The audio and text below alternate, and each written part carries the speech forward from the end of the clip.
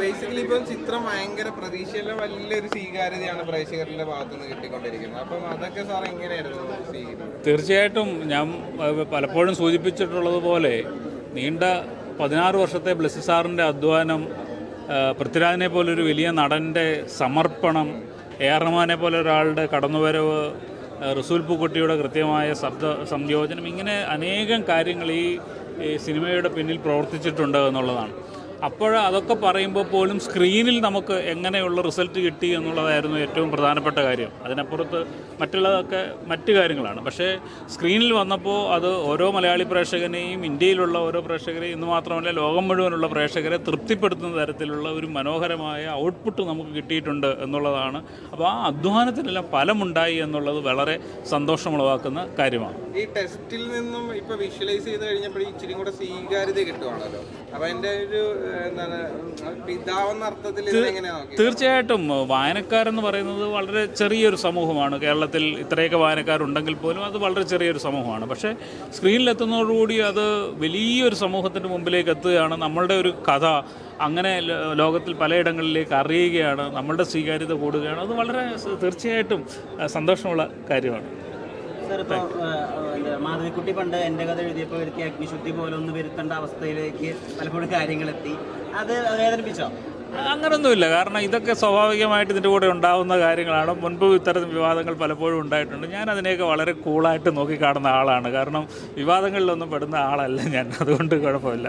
നജീബിൻ്റെ സങ്കടം കണ്ടപ്പോൾ സങ്കടം തോന്നിയോ? തീർച്ചയായിട്ടും. പക്ഷേ നജീബ് തന്നെ പറഞ്ഞല്ലോ, നജീബ് തന്നെ സ്വന്തം ഇതിൽ വന്ന് വീഡിയോയിൽ വന്നും പത്രത്തിൽ വന്നും പറഞ്ഞു, വെറുതെ അനാവശ്യ വിവാദങ്ങളാണ് ഉണ്ടാക്കുന്നത് എന്ന കാര്യം. അതുകൊണ്ടാണ് ഞാനും അത് ഇടപെട്ടത്. കാരണം നജീബിനെ വെറുതെ വേദനിപ്പിക്കേണ്ട കാര്യം ആർക്കുമില്ല എന്ന് തന്നെയാണ് ഞാൻ വിചാരിക്കുന്നത്.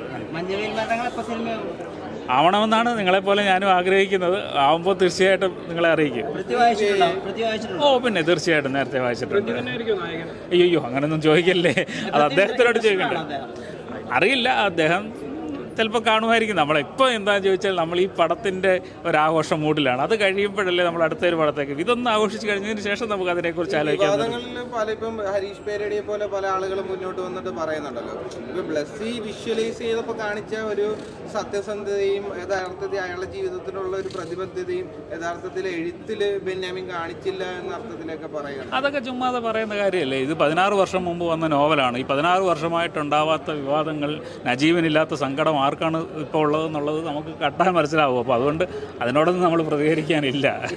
അബാബിൽ നിന്നും രക്ഷപ്പെട്ടിട്ടും ബെന്യാമിൽ നിന്നും രക്ഷപ്പെട്ടിട്ടില്ലെന്നൊരു രൂക്ഷ വിമർശനമാണ് ബേസിക്കലി. അത് നജീബ് പറയത്തില്ലല്ലോ, മറ്റുള്ളവർക്ക് എന്ത് വേണേൽ പറയാം. നജീബ് പറഞ്ഞാൽ നമ്മൾ അക്സെപ്റ്റ് ചെയ്യാം. പക്ഷേ നജീബ് അങ്ങനെ അല്ലല്ലോ പറയുന്നത്. അതുകൊണ്ട് അതിന് താരതമ്യം വന്ന് വളരെ ചുരുക്കം പ്രസക്തി ഉണ്ടായിരുന്ന ഒരു പ്രസിദ്ധീകരണമായിരുന്നു ഗ്രീൻ ബുക്സ്, ആടുജീവിതം പ്രസിദ്ധീകരിക്കുമ്പോൾ. പക്ഷെ അത് ഉണ്ടാക്കിയ ഒരു വലിപ്പം, അതായത് വായനക്കാരുടെ ഇടയിൽ ഉണ്ടാക്കിയ ഒരു ഇമ്പാക്റ്റ് നമുക്ക് എല്ലാവർക്കും അറിയാവുന്നതാണ്. അപ്പം അധികം പ്രതീക്ഷകളില്ലാതെ വന്ന് വലിയ ഇമ്പാക്റ്റ് ഉണ്ടാക്കുക. ആടുജീവിതം എന്ന സിനിമയെ ചുറ്റിപ്പറ്റി പക്ഷേ വലിയ പ്രതീക്ഷകളായിരുന്നു തുടക്കം മുതൽ തന്നെ. അപ്പോൾ അതിൻ്റെ ഒരു പരിസമാപ്തി എന്നുള്ള രീതിയിൽ ബെസ്റ്റ് ഫോറിൻ ഫിലിം എന്നോ അല്ലെങ്കിൽ ബെസ്റ്റ് ഫിലിം എന്നോ അല്ലെങ്കിൽ ബെസ്റ്റ് സ്റ്റോറി എന്നുള്ള രീതിയിൽ അക്കാഡമി അവാർഡ്സിൽ ഒരു വിദേശ നടനോ നടിയോ വന്ന് ബെന്യാമിൻ്റെ പേര് വിളിക്കുന്നു എന്നുള്ള സ്വപ്നങ്ങളൊക്കെ ഉണ്ടോ? അയ്യോ അങ്ങനെയുള്ള ശബ്ദമൊന്നുമില്ല. പക്ഷേ തീർച്ചയായിട്ടും ഇതിൻ്റെ പിന്നിൽ പ്രവർത്തിച്ച നടന്മാർക്കും സംവിധായകനും ഒക്കെ അത്തരം അവാർഡുകൾ കിട്ടുന്നെങ്കിൽ അത് വളരെ സന്തോഷമുള്ള ഒരു കാര്യമാണ്. എൻ്റെ പേര് വിളിക്കണമെന്ന് ഞാൻ എന്തായാലും ആഗ്രഹിക്കുന്നില്ല. അത് അവർക്ക് അർഹതപ്പെട്ടതാണ്. അവരിൽ ആർക്കെങ്കിലും കിട്ടട്ടെ എന്ന് ഞാൻ ആഗ്രഹിക്കുകയാണ്. തീർച്ചയായിട്ടും ഉണ്ടാവേണ്ടതാണ്. കാരണം അത്രമേൽ വലിയൊരു ഡെഡിക്കേഷനാണ് അദ്ദേഹം സമർപ്പിച്ചിരിക്കുന്നത്. മലയാള സിനിമയ്ക്ക് വലിയൊരു ഒരു പാഠമാണ്. വരുന്ന തലമുറയ്ക്ക് ഇത്തരത്തിൽ നമുക്ക് ഡെഡിക്കേറ്റഡോടുകൂടി ഒരു പടം ഇറക്കിയാൽ അത് നമ്മുടെ പ്രേക്ഷകർ കാണുമെന്നുള്ള ഒരു വലിയ പ്രതീക്ഷയാണ് ഇത് പകർന്നു നൽകുന്നത്. സംവിധായകർക്ക് ഇതൊരു വലിയ പ്രതീക്ഷയാണ്. ഇത്തരത്തിലുള്ള വലിയ സിനിമകൾ എടുക്കാൻ അവർക്ക് ഊർജം കിട്ടും. അതിലൂടെ ലോക സിനിമയിലേക്ക് നമ്മൾ എത്തപ്പെടുക തന്നെ ചെയ്യുമെന്നാണ് എൻ്റെ ഒരു പ്രതീക്ഷ. ഇപ്പോൾ ഈ വിവാദങ്ങളെ ചുറ്റിപ്പറ്റി ഉണ്ടായിട്ടുള്ള വേർഷൻസ് ഉണ്ടല്ലോ, 3 വേർഷൻസ് ഉണ്ടല്ലോ, സാറിൻ്റേത്, നജീബിൻ്റേത്, ബ്ലെസ്സി സാറിൻ്റേത്. ഇത് നിങ്ങളുടെ ഇടയിലുള്ള ഇന്റർപേഴ്സണൽ ബന്ധത്തിൽ ഒരു ബന്ധത്തിനുള്ള ഒരു പ്രശ്നമല്ല. ഇന്നലെ ഞാൻ നജീബിൻ്റെ വീട്ടിൽ പോയിട്ടാണ് വരുന്നത്. ഇപ്പോൾ ഞാനും ബ്ലെസ്സി സാർ കൂടെയാണ് ഇങ്ങോട്ട് വന്നത്. ഒന്നിച്ച് ഭക്ഷണം കഴിച്ചിട്ടാണ് വരുന്നത്. ഇതൊക്കെ മീഡിയയിൽ ചുമ്മാതെ വളരെ കുറച്ച്, നിങ്ങളല്ല കേട്ടോ, നിങ്ങളൊക്കെ നല്ല മനുഷ്യരാണ്, വളരെ കുറച്ച് പേരുണ്ടാക്കുന്ന ചെറിയ കാര്യങ്ങളാണ്. സമൂഹത്തിലെ ബഹുഭൂരിപക്ഷം ആൾക്കാർ നമ്മളോട് നിൽക്കുന്നു, സ്നേഹിക്കുന്നു. ഞാൻ അവരോടൊപ്പമാണ് നിൽക്കുന്നത്. അല്ലാതെ വളരെ ചെറിയ ഒരാൾക്കാർ അവരുണ്ടാക്കുന്ന പ്രശ്നത്തോടൊപ്പം നിന്ന് നമ്മൾ നമ്മുടെ മനസ്സിനെ കലുഷമാക്കാൻ ഞാൻ ആഗ്രഹിക്കുന്നതേ ഇല്ല. ഞാൻ വളരെ സന്തോഷമായി, ഞങ്ങൾ 3 പേരും വളരെ ഹാപ്പിയായിട്ടാണ് പോകുന്നത്. ഇപ്പൊ ഈ ലൈംഗിക രംഗങ്ങൾ ബേസിക്കലി ഷൂട്ട് ചെയ്തെന്ന് സാറ് പറയുകയും അത് സെൻസർ ചെയ്തു എന്ന് സാറ് പറയുകയും ചെയ്തു. ബ്ലെസ്സി സാർ അത് ഷൂട്ട് ചെയ്യില്ല എന്ന് പറയുന്നത്, അങ്ങനെ ഒരു കോൺഫ്ലിക്റ്റ് യഥാർത്ഥത്തിലുണ്ടായല്ലോ? അല്ലല്ല, അതെന്താണെന്ന് വെച്ചാൽ എൻ്റെ കയ്യിൽ നിന്നുണ്ടായ ഒരു ഞങ്ങൾക്കിടയിലുള്ള ഒരു ആശയവിനിമയത്തിൻ്റെ പ്രശ്നമായിരുന്നു. അത് ഞങ്ങൾ ബ്ലെസ്സി സാറാണല്ലോ ഞങ്ങളുടെ നായകൻ, അദ്ദേഹം അത് തെളിച്ച് ഷൂട്ട് ചെയ്തിട്ടില്ല. അറിയത്തില്ല, നമുക്കറിയത്തില്ല. കാരണം ഓരോരുത്തരുടെയും മനസ്സിലിരിപ്പോൾ എന്താണെന്ന് നമുക്ക് അറിഞ്ഞുകൂടാ. അപ്പം സ്വാഭാവികമായിട്ട് എന്താണെങ്കിലും അത് അവരേറ്റെടുക്കട്ടെ എന്നുള്ളൂ, നമ്മളത് ഏറ്റെടുക്കുന്നത്. ഓ തീർച്ചയായിട്ടും. ഷുക്കൂർ അദ്ദേഹത്തിന്റെ വീട്ടിലുണ്ട് എന്നുള്ളതാണ്.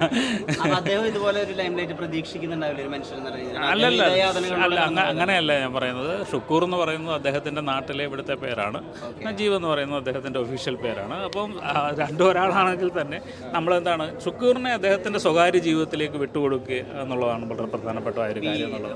വണ്ടിക്കാളകളൊക്കെ എഴുതിയ സമയത്ത് കമലസുരി വലിയൊരു പ്രശ്നത്തിലൂടെ കടന്നുപോയി എഴുത്ത് അവസാനിപ്പിക്കേണ്ട ഗതികളൊക്കെ വന്നിട്ടുണ്ടായിരുന്നു. ഈ വിവാദങ്ങളൊക്കെ ഇനി എഴുത്തുകാരെന്നുള്ള രീതിയിൽ പഠിപ്പിക്കുമോ? ഒന്നുമില്ല.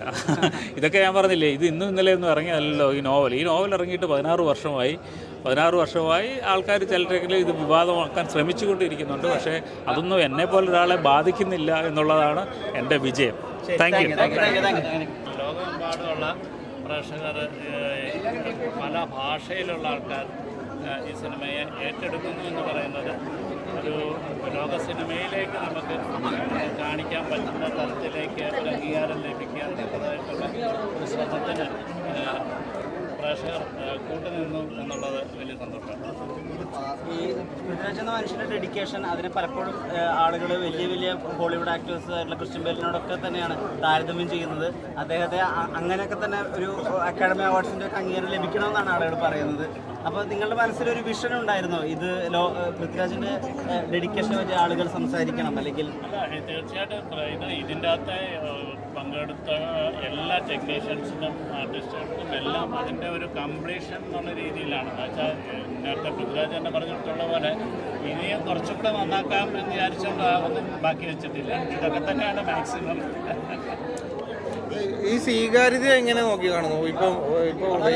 സന്തോഷമാണ്. എന്ന് വെച്ച് കഴിഞ്ഞാൽ കാരണം നമ്മുടെ ഒരു ഹാർഡ് വർക്ക്, നമ്മുടെ ഒരു ടീമിൻ്റെ ഒരു വർക്ക് അത് സ്വീകരിക്കുന്നു എന്ന് പറയുന്നത് വളരെ, അതല്ലായിരുന്നെങ്കിൽ ഞാൻ ചിലപ്പോൾ ചിന്തിച്ചിട്ടുണ്ടായിരുന്നു അല്ലേ, ഇങ്ങനത്തെ ഒരു റെസ്പോൺസ് അല്ലായിരുന്നെന്നുണ്ടെങ്കിൽ.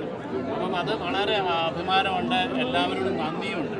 ഈ മറ്റ് ഇൻഡസ്ട്രിയിൽ നിന്നുള്ള ഒരു സ്വീകാര്യത എങ്ങനെയുണ്ട്?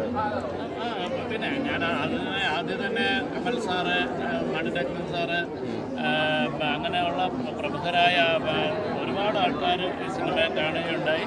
അവരുടെ ഭാഗത്തു നിന്നൊക്കെ വളരെ അതിശയിപ്പിക്കുന്ന തരത്തിലുള്ള, അല്ലെങ്കിൽ ചിലപ്പോൾ നമുക്ക് നാണം വരുന്ന തരത്തിലുള്ള കമൻറ്റുകളാണ് വന്നുകൊണ്ടിരിക്കുന്നത്. ഇതിനിപ്പോൾ നജീബിൻ്റെ നാട്ടിലേക്ക് വന്നതിൻ്റെ ഉള്ള ജീവിതത്തെ പറ്റി, അങ്ങനെ ഒരു ആടുജീവിതത്തിന് 2ാം ഭാഗം, ആ സാധ്യതകളെ പറ്റി ആലോചിക്കുന്നുണ്ട്? ഇപ്പം അതിനുള്ളൊരു സമയമല്ലല്ലോ. അത് തന്നെയല്ല, അത് എത്രത്തോളം എപ്പോഴും ഒരു സിനിമ നമ്മളെ എക്സൈറ്റ് ചെയ്യിക്കുമ്പോഴാണല്ലോ നമ്മൾ അതിലേക്ക് എത്തുന്നത്. അപ്പം ഈ സിനിമയുടെ ഒരു മാക്സിമത്തിലാണ് നമ്മൾ നിൽക്കുന്നത്. അപ്പം അടുത്തൊരു സിനിമ എന്ന് പറയുമ്പോൾ അതിന് ഈ പേസിലുള്ള കാര്യങ്ങളൊന്നും അതിനെക്കുറിച്ച് ഇപ്പം നമുക്കൊന്നും കമൻറ്റ് ചെയ്യാൻ പറ്റത്തില്ല. മഞ്ഞവേൽ ബന്ധങ്ങൾ എന്തെങ്കിലും വിധത്തിൽ സിനിമയാവുമോ അവിടെ?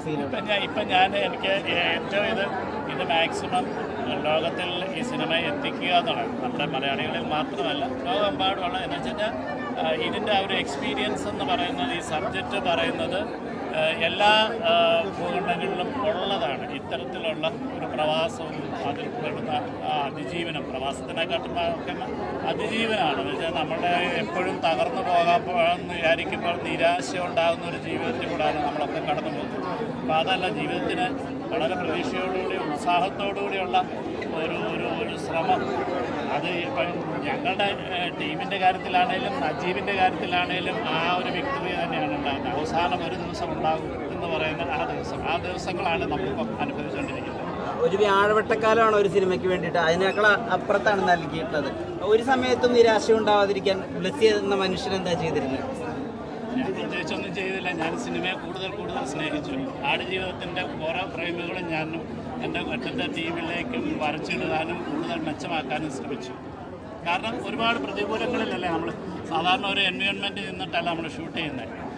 കാറ്റും കോളും ബഹളവും കാര്യങ്ങളും അങ്ങനെയൊക്കെയുള്ള. അപ്പോൾ അതിൻ്റേതായിട്ടുള്ള ഒരുപാട് നമുക്ക് പ്രശ്നങ്ങളെ ഫേസ് ചെയ്യാനായിട്ട് നമ്മൾ പ്രിപ്പയർ ചെയ്തിട്ടുണ്ട്.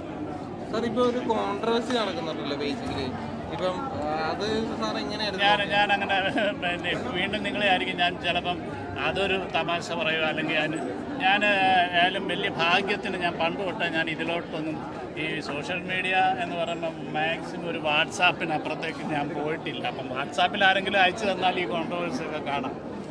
അത് നടക്കട്ടെ, ആ വഴിക്ക് നടക്കട്ടെ, അതുകൊണ്ട് പ്രയോജനം ഉണ്ടാകുന്നൊരു പ്രയോജനം ഉണ്ടാവട്ടെ. ആയാലും ഈ സിനിമയെ അത്തരം കോൺട്രവേഴ്സി ബാധിക്കുന്നില്ല എന്നുള്ളതാണ് ഏറ്റവും സന്തോഷം. കാരണം ഇത് കാണുന്ന പ്രേക്ഷകരുടെ കമൻറ്റ് തന്നെയാണ്.